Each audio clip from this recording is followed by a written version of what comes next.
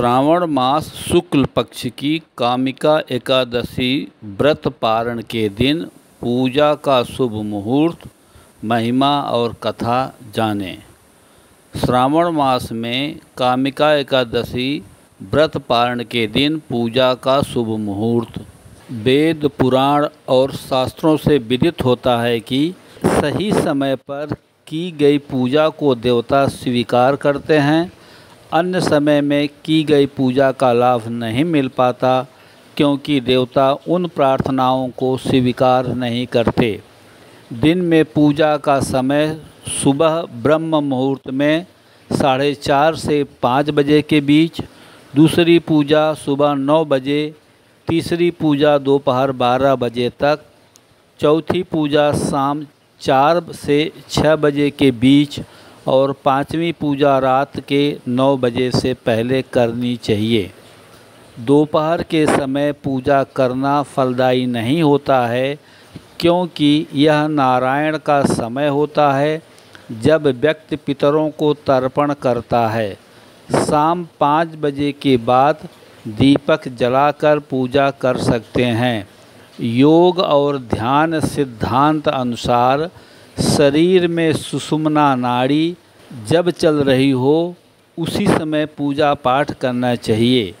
दिन में सुषुम्ना नाड़ी का प्रवाह कई समय होता है, परंतु जब सूर्य उदित हो रहे हों और चंद्रमा अस्त हो रहे हों, अर्थात ब्रह्म मुहूर्त हो और चंद्रमा उदित हो रहे हों और सूर्य अस्त हो रहे हों, अर्थात गोधूल बेला के समय शरीर में सुषुम्ना नाड़ी का प्रवाह होता है। इसी समय पूजा पाठ करना उचित होता है और शुभ फल प्राप्त होता है। समय की तरह तिथि का विशेष महत्व है। तिथि अनुसार देवताओं की पूजा विधान है।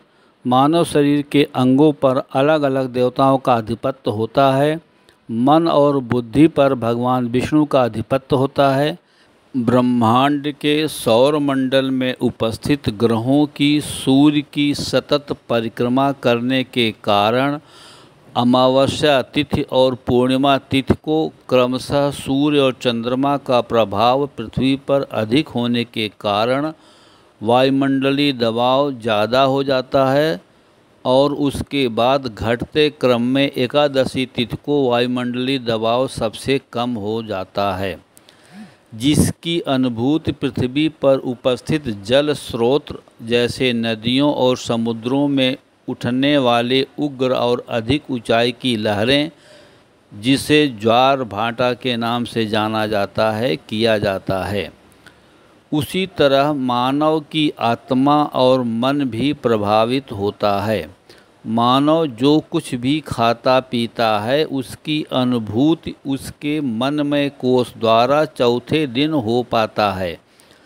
इसलिए एकादशी तिथि के दिन अधिक जल तत्व वाले भोज्य पदार्थ जैसे चावल और नमकीन युक्त भोजन ग्रहण नहीं करते हैं, बल्कि प्रत्येक मास के कृष्ण और शुक्ल दोनों पक्षों की एकादशी तिथि पर भगवान विष्णु के निमित्त व्रत रख कर पूजा आराधना से मन पर नियंत्रण किया जाता है। इसी तरह चातुर्मास, जिसकी काल गणना आषाढ़ मास शुक्ल पक्ष की एकादशी से कार्तिक मास शुक्ल पक्ष की एकादशी तक होता है, के दौरान भगवान विष्णु की पूजा आराधना का विशेष महत्व है। इस दौरान भगवान विष्णु क्षीर सागर में अनंत शेष पर लेटे हुए योग निद्रा में रहते हैं, जो एकता, जागरूकता और पारलौकिकता की निद्रा है, जहाँ चेतना एकाग्र हो जाती है। यह ब्रह्मांडीय संतुलन की एक सक्रिय अवस्था है। इस अवस्था में वे एक ब्रह्मांडीय चक्र कल्प के अंत में सृष्टि को अपने में समाहित कर लेते हैं, लेकिन अगले चक्र के प्रति पूर्णतः जागरूक रहते हैं। उनका चित्त और शुद्ध चेतना जागृत रहती है। पोषण और संरक्षण करना कभी नहीं छोड़ते। जिससे ब्रह्मांडीय व्यवस्था बनी रहती है। विष्णु की नाभि से कमल प्रकट होता है, जिस पर ब्रह्मा ब्रह्मांड की रचना के लिए जन्म लेते हैं। यह कल्पना इस बात का प्रतीक है कि उनकी विश्राम अवस्था में ही समस्त कर्मों के बीज बोए जाते हैं। मांडूक्य उपनिषद में आत्मा को जागृत, स्वप्न और सुषुप्ति से परे बताया गया है। विष्णु भी इस चतुर्थ अवस्था, तुरीय अवस्था के प्रतीक हैं। उनकी योग निद्रा इसी अवस्था की ब्रह्मांडीय समतुल्य है। न जागृत, न स्वप्न, न अचेतन निद्रा, बल्कि पूर्ण सर्वव्यापी चेतना जो इन तीनों को समाहित करती है। फिर भी स्वतंत्र मतानुसार देवी देवताओं की पूजा आराधना करते हैं। जानते हुए मन में विचार आया कि साधारण जन मानव कल्याण हेतु इस विषय पर वीडियो बनाकर सागामियों को एकादशी व्रत रखने और उस दिन भगवान श्री हरिविष्णु की पूजा आराधना करने की प्रेरणा करें। इस साल श्रावण मास में एकादशी तिथि का आरंभ 20 जुलाई रविवार को दोपहर 12:12 से होगा और एकादशी तिथि का समापन 21 जुलाई सोमवार को सुबह 9:38 पर होगा। इसलिए यह व्रत 21 जुलाई सोमवार को रखा जाएगा। कामिका एकादशी व्रत पारण शुभ मुहूर्त 22 जुलाई दिन मंगलवार को सूर्योदय सुबह 5:36 पर है। इसलिए कामिका एकादशी व्रत पारण 22 जुलाई दिन मंगलवार को सूर्योदय सुबह 5:36 से सुबह 7:05 की अवधि में भगवान विष्णु की पूजा आराधना के बाद पारण कर सकते हैं। कामिका एकादशी की महिमा और कथा जानने के पहले भगवान विष्णुमय माहौल और उनकी कृपा पाने के लिए उनकी वंदना करते हैं। हरिमय जगत जगतमय श्री हरि, यत्र तत्र सर्वत्र वही बसते। नदियों में जल रूप, पृथ्वी पे थल रूप, नक्षत्रों में ज्योति रूप, पुष्पों में हंसते। पास में विश्वास के हैं, तर्क से हैं दूर हरि, इन नहीं मिले ब्रह्म जाल में जो फंसते।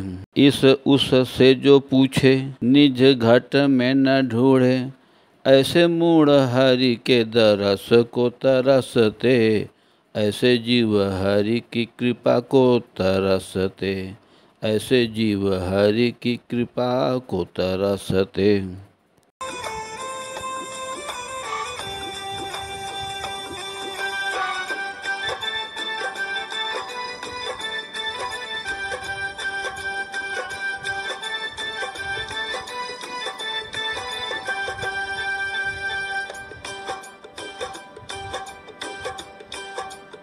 श्रीमन्नारायण नारायण नारायण, श्रीमन्नारायण नारायण नारायण। 184 भोग के तूने यह मानव तन पाया, रहा भटकता माया में कभी पूजा व्रत नहीं किया।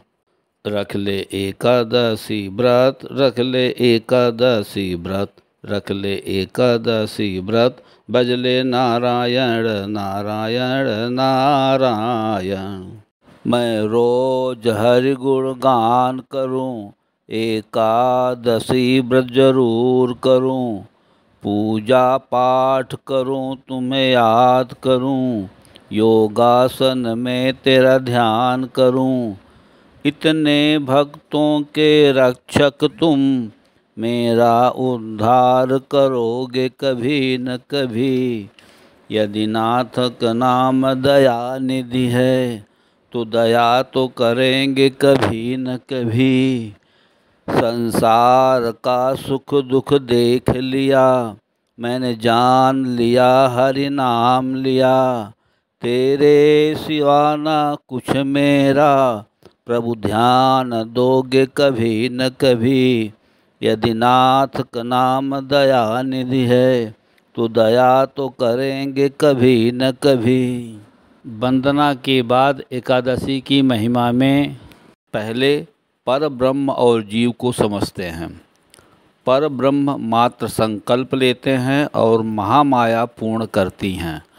पर ब्रह्म की लीला में पर ब्रह्म के एक से अनेक होने के संकल्प की पूर्ति में असंख्य जीवात्माएं पर ब्रह्म से अलग होकर इच्छा पूर्ति और उसके अनुरूप कर्म करने के लिए भूलोक में आकर कर्म योनि धारण करती हैं। जबकि जीव की कर्म और भोग दो योनियां होती हैं, भूलोक में कर्म योनि और नरक और स्वर्ग जैसे लोक में भोग योनि में रहती हैं। जीवात्मा किसी भी योनि में हो, उस योनि का शरीर तीन निकायों, पहला स्थूल शरीर, दूसरा सूक्ष्म शरीर और तीसरा कारण शरीर और 5 आवरणों या परतों या कोषों, पहला अन्नमय कोष, दूसरा प्राणमय कोष, तीसरा मनोमय कोष, चौथा विज्ञानमय कोष और पांचवा आनंदमय कोष से मिलकर बना होता है। कारण शरीर केवल सूक्ष्म शरीर और स्थूल शरीर का बीज है। सूक्ष्म शरीर मन और ऊर्जा का शरीर है जो भौतिक शरीर को जीवित रखता है। कारण शरीर के साथ यह देहांतर करने वाली आत्मा या जीव है जो मृत्यु पर स्थूल शरीर से अलग हो जाता है और सूक्ष्म शरीर में रहता है। अतः जीवात्मा सदैव सूक्ष्म से स्थूल और स्थूल से सूक्ष्म में रहता है। जीव जब तक स्थूल शरीर में रहता है तब तक उसके भरण पोषण के लिए व्यायाम और भौतिक पदार्थों की आवश्यकता पड़ती है। इसलिए जीव को भौतिक पदार्थों के उपयोग और उनसे मिलने वाले सुख दुख की अनुभूति का आवश्यकता अनुसार त्याग और जप तप व्रत उपवास और ध्यान की आदत डाल लेना चाहिए। जब भगवान ने सभी जीवात्माओं की इच्छा पूर्ति के लिए कर्म क्षेत्र अर्थात भौतिक जगत अथवा भूलोक और कर्म यौन प्राणियों की रचना किया तो उसी के साथ साथ अनेक प्रकार के पापों का भी जन्म हुआ। उन पापों से एक पाप पुरुष की रचना हुई। भगवान ने देखा कि आत्माएं बहुत जल्दी पाप की ओर प्रवृत्त होती हैं और उन्हें दंड के लिए बार बार नारकीय लोकों में भेजा जाता है। भगवान को जीवों पर दया आई और उन्होंने अपने शरीर से एकादशी का विस्तार किया। जीव एकादशी का व्रत रखने लगे और पापों से मुक्ति पाने लगे। इस पर क्रोधित पाप पुरुष भगवान के पास गया और बोला, आपने मुझे बनाया है, लेकिन एकादशी के प्रभाव से मैं अपना कर्तव्य करने में असमर्थ हूँ। भगवान ने उत्तर दिया, यदि ऐसा है तो मैं तुम्हें प्रत्येक एकादशी को अन्न में प्रवेश करने का आदेश देता हूँ। इससे तुम्हारा अस्तित्व बच जाएगा। इसलिए यदि हम एकादशी का व्रत रखते हैं तो हम उन सभी पापों से बच जाते हैं जो हमें एकादशी के दिन अन्न खाने से मिलता है। कामिका एकादशी व्रत कथा। पांडुपुत्र अर्जुन के आग्रह पर भगवान श्री कृष्ण ने उनसे कहा, हे श्रेष्ठ धनुर्धर, एक बार इस एकादशी की पावन कथा को भीष्म पितामह ने लोकहित के लिए नारद जी से कहा था, उसे मैं तुमसे कहता हूँ, ध्यानपूर्वक सुनो। श्रावण माह के कृष्ण पक्ष की एकादशी का नाम कामिका एकादशी है। इस एकादशी की कथा सुनने मात्र से ही वाजपेय यज्ञ के फल की प्राप्ति होती है। गंगा स्नान, सूर्य ग्रहण और चंद्र ग्रहण में केदार और कुरुक्षेत्र में स्नान करने से जिस पुण्य की प्राप्ति होती है वह पुण्य कामिका एकादशी के दिन भगवान विष्णु की भक्तिपूर्वक पूजा करने से प्राप्त हो जाता है। सभी देव, नाग, किन्नर, पितृ आदि की भी पूजा हो जाती है। इसलिए पाप से डरने वाले व्यक्तियों को विधि विधान सहित इससे उपवास करना चाहिए। संसार सागर तथा पापों में फंसे हुए मनुष्यों को इनसे मुक्ति के लिए कामिका एकादशी का व्रत करना चाहिए। ऐसा करने से मनुष्य को न यमराज के दर्शन होते हैं और न ही नरक के कष्ट भोगने पड़ते हैं, वह स्वर्ग का अधिकारी बन जाता है। कामिका एकादशी व्रत कथा इस प्रकार है। एक गांव में एक वीर क्षत्रिय रहता था। एक दिन किसी कारणवश उसकी ब्राह्मण से हाथापाई हो गई और ब्राह्मण की मृत्यु हो गई। अपने हाथों मारे गए ब्राह्मण की क्रिया उस क्षत्रिय ने करनी चाहिए, परंतु पंडितों ने उसे क्रिया में शामिल होने से मना कर दिया। ब्राह्मणों ने बताया कि तुम पर ब्रह्म हत्या का दोष है, पहले प्रायश्चित कर इस पाप से मुक्त हो, तब हम तुम्हारे घर भोजन करेंगे। इस पर क्षत्रिय ने पूछा कि इस पाप से मुक्ति होने के क्या उपाय हैं।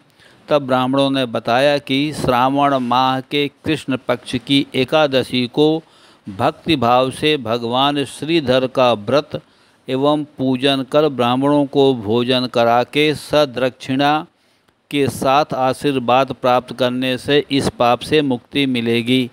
पंडितों के बताए हुए तरीके पर क्षत्रिय ने कामिका एकादशी के दिन व्रत रखा और रात में भगवान श्रीधर ने क्षत्रिय को दर्शन देकर कहा कि तुम्हें ब्रह्म हत्या के पाप से मुक्ति मिल गई है। इस व्रत के करने से ब्रह्म हत्या आदि के सभी पाप नष्ट हो जाते हैं और इहलोक में सुख भोग कर प्राणी अंत में विष्णु लोक को जाते हैं। तुम्हारी यही गति है। प्रेम से बोलो श्री हरि विष्णु भगवान की जय। प्रिय दोस्तों नमस्कार। मुझे आशा है कि मेरी यह लेटेस्ट पब्लिश्ड वीडियो आप सबको बहुत पसंद आई है। अतः घर में बैठकर इस वीडियो का आनंद लेने के बाद मेरे प्रयास को काइंडली लाइक और कमेंट्स करें तथा अपने नियरेस्ट एंड डियरेस्ट को शेयर करें।